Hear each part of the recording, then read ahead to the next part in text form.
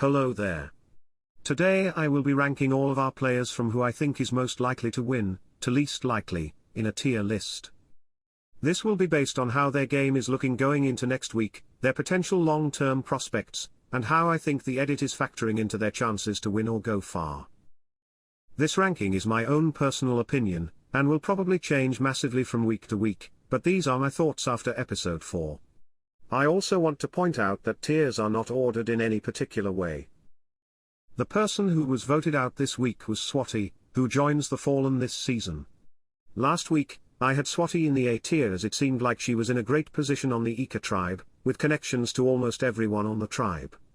As it turns out, Swati was playing too openly, and everyone realized what was happening and sent her home. It's unfortunate for her, as I thought she was set up well moving forward, but oh well. D tier this week is for players who I see have very little chance of winning, and will likely leave the very game soon. First in the D tier is Rocksroy, who remains in the D tier from last week. This was not a great week for Rocksroy, where once again we saw him get on everyone's nerves on the Ika tribe. Unfortunately for Rocksroy, it doesn't seem like he can keep it cool to play a good social game, which meant that he was left out of the vote this week. Being blindsided at tribal council is never a good thing, so I think that Rocksroy is on the bottom of the tribe. I would not be surprised to see him go next, but we will see if Rocksroy can turn it around in the future. C tier this week is for players who I either see little chance of winning the game, or could leave soon. First in the C tier this week is Tori, who remains in the C tier from last week. This was a precarious week for Tori, as she would almost certainly have gone home if not for Swati misplaying so hard, and while she stayed, it seems that she does not really have the trust of Drea and Romeo still. While she still has a high chance of going home next on the Ika tribe, I think Tori has a lot of potential moving forward. She seems to be a very socially aware player, and if she can gain the trust of Draya, I could see her making it far into the game. Next in the C tier this week is Daniel, who remains in the C tier from last week. Last week was a disaster for Daniel, and we are seeing the effects of that here. It's looking like Daniel has burned all of his bridges on the tribe, losing the trust of Chanelle and Mike, while also having voted against Hai and Lydia. He will have to do a lot of work to gain back the trust he lost, and he is hoping for any sort of swap or merge as soon as he can. If Daniel can make it to a potential merge, then I think he can be likable enough to make it far, but it's going to be rough for the next few votes. Next in the C tier is Marianne, who rises from the D tier from last week. Marianne is still on the bottom of her tribe with no vote, which gives her extremely little power in the game. However, Marianne is on the best tribe for this to happen too. Taco tribe has been dominating every challenge, so much so that I don't think they are likely to lose until the merge at this point. If this can happen, then Marianne is able to activate her idol, which would give her a huge shift in power in the game. If Marianne can use her likability to form new alliances at the merge, I can see her going far in the game, but it will all depend on challenges. B tier this week is for players who I think have a good chance to win, but have some flaws in their game that are holding them back, or are just overall middling. First in the B tier this week is Chanelle, who remains in the B tier from last week. While last week was not great for Chanelle, it was not the disaster that it was for Daniel. It seems that in a weird way, losing her vote was actually a good thing, as she wasn't forced to vote against Lydia or Hai. As Daniel put it, Chanelle didn't take much heat for last week's tribal, which gives her some options moving forward in the tribe. Chanelle seems to be a solid player, so if she can make it to the merge, then I think she has good chances to climb higher on the tier list. Next in the B tier this week is Lindsay, who remains in the B tier from last week. It was once again a relatively quiet week from Lindsay, following up a quiet season as a whole. She is still in a solid spot on the Taco tribe, as I don't see any world where she goes home before Marianne, which will probably keep her safe for the time being. She also has an advantage that she gained in the premiere, so we will see how she can use that in the future. It is ultimately a waiting game for Lindsay, so time will tell for her.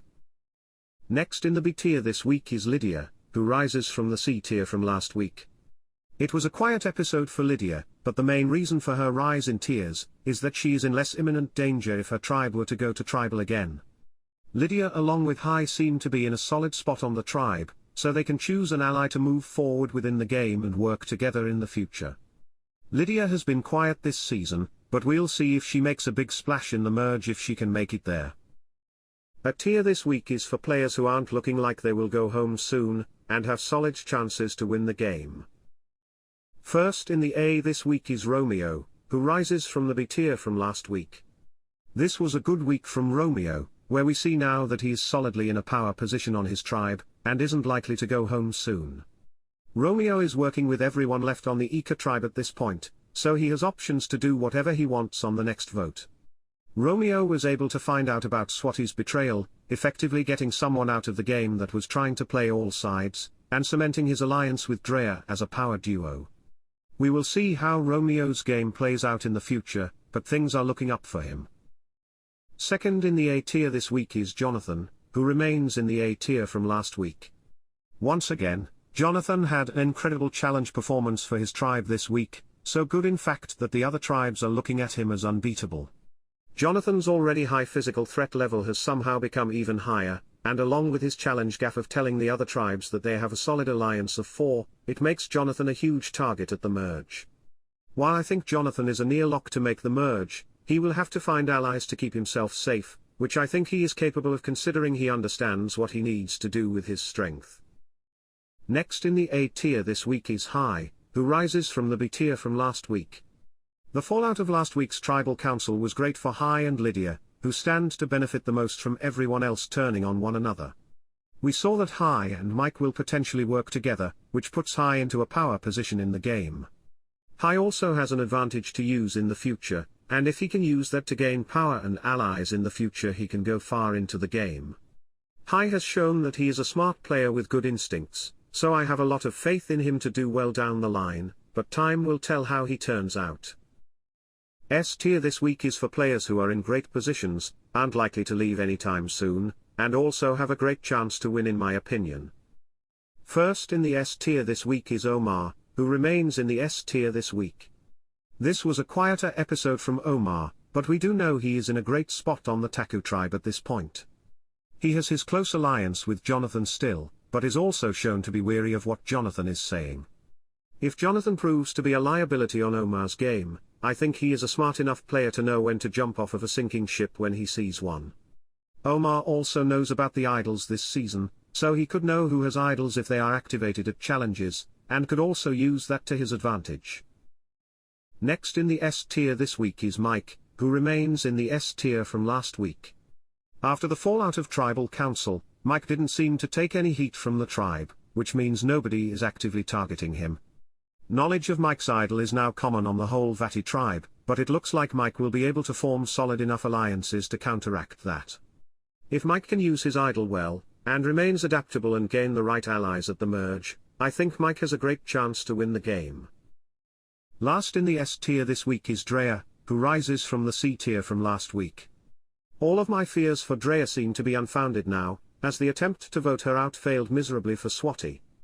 Drea is solidly in control of the Ika tribe at this point, as it is her and Romeo, who decide who goes home. Drea, like Romeo, can work with anyone on the tribe to make moves, and on top of this she also has multiple advantages in the amulet advantage and an extra vote. If Drea can utilize her advantages properly at the merge, then I think she has a great chance to win the whole game. There is my current tier list of who I think is most likely to win and make it far.